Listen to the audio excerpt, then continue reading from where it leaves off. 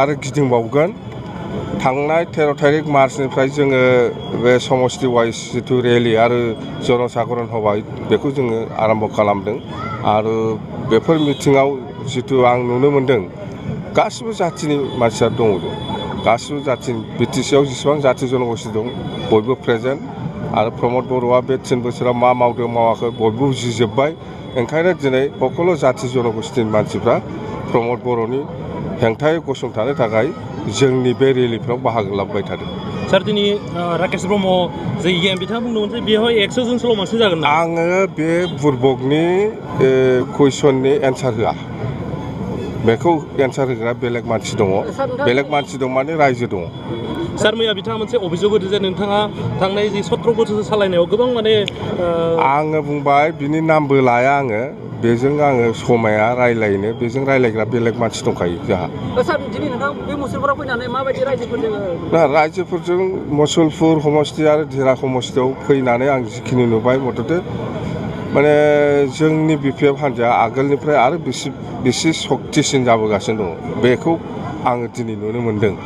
माने खालि बर'निल' खोथा नङा गासिबो जाथियानो ओंखारजोबदों गासिबो जाथियानो दै। जिथु दिनैसिम रेलि जादों बे रेलियाव रायजो राजानि जिथु समर्थन माने आसा खालामनायनिख्रुइ बांसिन एकदम रायजोफ्रा एखेबारे गोसो गोरबोजों बिपिएफखौ लुबैनानै आरो इउपिपिएलनि जिथु माने सरकार जिथु मिसलिया सरकार बेनि सायाव जिथु माने गाज्रि मोननाय आरो जिथु खब जिथु माने असन्तुष्टिनि जिथुनाखि खब बे खबखौ रायजो राजाफ्रा एकदम दिन्थिफुंनानै दिनै बिपिएफनि जिथु रेलिफोर बे रेलिफ्राव लैहोर नुजाफैदों। बेनि खारनानो जाहैबाय जिथु इउपिपिएलनि जिथु सरकार बे सरकारनि सायाव खुनु रायजो राजाफ्रा सन्तुष्ट जानो हायाखै लुबैनाय बादि खामानि मावनो हायाखै आरो बिथांमोनहा रायजो राजानो होनाय खोथा मथे खुनु धरनर खामानि मावनो हायाखै। बिथांमोनहा गोबां खामानि मावनो हागौमोन किन्तु बिथांमोनहा खामानि मावनायनि इच्छा गैया। जेरै बिथांमोनहा दिनैसिमबो जिथु बिटिआर सुक्तिनि 10.1 नि जिथु स्पेसियेल पेकेज बोसोरथामा जोबलांबाय बोसोरथामावबो 500 कौटि जिथु बाजेट बे बाजेटआ एलकेसन दङमोन किन्तु बोसोरथामावबो दिनैसिम बिथांमोना स्पेसियेल पेकेजनि जिथु फैसा नट ए सिंगेल कइन बिथांमोना बाहायनो हायाखै आरो जिथु एनेक्सार 2, 3, 4 बेयाव होनाय जिथु प्रजेक्टफोर बे प्रजेक्टनि मोनसेबो एप्रुभेल लानानै बिथांमोना खामानि स्टार्ट खालामनो हायाखै। बेनिफ्रायनो जों बुजिनो हायो दे बिथांमोनहा खामानि मावनायनि इच्छा गैया। इच्छा दंमोनब्लाथ' बाजेट एलकेसन दंमोन जथेस्थ स्कप दंमोन। भारत सरकार असम सरकारा गावसिनि कमिटमेन्ट मथे बिटिआर सुक्ति मथे बिथांमोनहा जेखौ हरनो होनदों बेखौ हरनो थाखाय बिथांमोनहा बाजेट एलकेसन खालामदों। स्टेट गभर्नमेन्टआबो असेमोन आरो सेमोन मोननै बोसोराव माने फ्राय 200 crore बिटिसिनि स्पेसियेल इनफ्रास्ट्राक्चार डेभेलपनि थाखाय माने फैसा हरदों। 2021आव 21-22आव 50 crore 21-22आव माने 150 crore फ्राय 200 crore स्टेट गभर्नमेन्टआ बाजेट एलकेसन खालामखांनायनि उनावबो बिटिसिआ मोनसे प्रजेक्ट देखायनो हाया आरो दिनैसिम बिथांमोना बे 150 कौटिनिफ्राय थाइसेबो फैसा लाबोनो हायाखै आरो बिथांमोना 150 कौटिनि गेजेराव दिनैसिम मोनसेबो प्रजेक्ट एप्रुभेल खालामनानै खामानि स्टार्ट खालामाखै। माने अजग्य बिथांमोना मावनो हानायनि गोसो गैया बिथांमोना जग्यता गैया खामानि मावनो सिस्टेमखौ बिथांमोना दिनैसिम माने सोलोङाखै आरो खामानि मावनायनि इच्छा गैया आरो अजग्यखायनो बिदि नोंथांमोना मोनसे खोथाखौ खोनाब्ला आरो आसुरित मोनगोन जिथुनाखि बड'लेण्ड मुभमेन्ट जायफोर बड'लेण्ड मुभमेन्टआव मुंख्लं जाबाय 2626 जन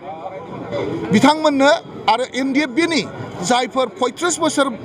माने दावहायाव जिउ गोमानांबाय बिथांमोननो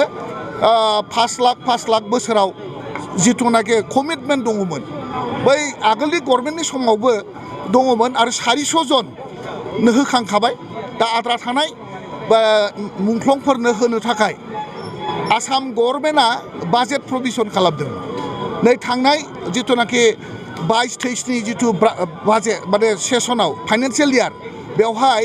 25 कोटी थाखा दङमोन बिनि आगोलाव 10 कोटी थाखा दङमोन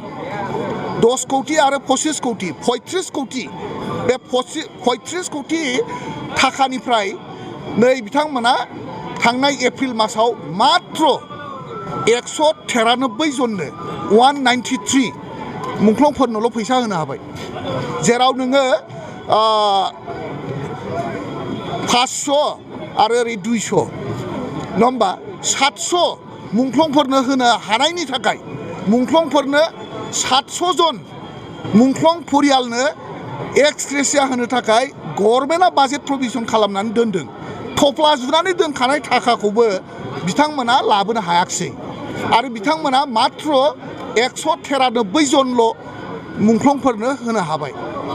दा जोङो बिथांमोनखौ बेखौ बुङोब्ला बिथांमोना बुङो जोंहा लिस्ट गैया मानो लिस्ट गैया जोंहा 2626 जन बै बड'लेण्ड मुभमेन्ट एबसुनि मुभमेन्ट आरो बिएलटिनि मुभमेन्टआव अलरेडि जोंहा स्क्रुटिनाइज्ड मोनसे लिस्ट दंखायो बिनिफ्राय होनो हायो आरो ओमफ्राय दा जिथुनाखि एनडिएफबिनि जायफोर जिउ बावलांनाय बेखौ पुलिस भेरिफिकेसन खालामगासिनो दं एज पार पुलिस भेरिफिकेसन बिथांमोननोबो 5 लाख रांखौ होनाय जागोन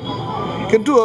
बोसोरनैयाव बिथांमोना मात्र 193 जननोल' होनो हाबाय आरो बेफोरनिफ्रायनो बुजिनो हायो जे बिथांमोनहा माने खामानि मावनो रोङा उदाया बिथांमोना खामानि मावनो बेनो प्रमान आरोखि आरो दिनैथ' लाजिथावथाव बाथ्रा जाहैबाय जे राकेश ब्रह्मआ माने सिं माने बिपिएफखौ रायो साला गावहा दिनैहाय माने इउपिपिएलनि फिरफिला गायनानै माने दिनै बिपिएफनि गणसभा पदजात्राखौ वेलकाम खालामदों सार बिथाङा बुंदोंमोन बिराद सैथान मानसि बियो 100 जनसोल' मानसि जागोन होननानै बिथाङा बुंदोंमोन बेलाय बिनि रावखौलाय माथो होननांगौ रायजो राजायानो नुबाय दा बेबादि बुंनो नाङा माने सिमा बारनायनि खोथा बुङोब्ला रायजो राजाजों गावनो लाजिनांगोन नङा होमबा दिनैनि जि रायजोफोरनि बाहागो लानाय बिनिफ्राय नोंथाङा मा बुंनो सानो बे राकेश ब्रह्मआ गैला नेक्स्टआव 0 जोंना बिपिएफआ एमसिएलआ देरहाबाय बेनो फाइनाल